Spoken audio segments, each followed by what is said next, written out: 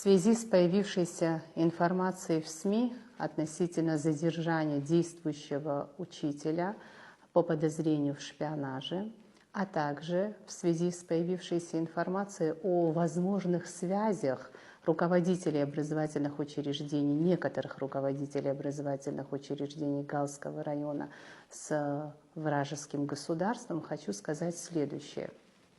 Министерство просвещения Республики Абхазия всецело поддерживает усилия правоохранительных органов, направленные на защиту интересов нашей страны. Министерство просвещения будет оказывать всю необходимую поддержку следственным органам для выяснения истины. Безусловно, подобные инциденты бросают тень на педагогическое сообщество.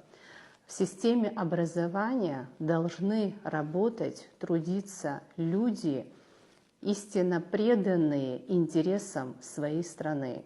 Если в системе образования есть люди иного мышления, то Министерство просвещения окажет все возможное содействие для того, чтобы такие люди дальше не работали в системе образования.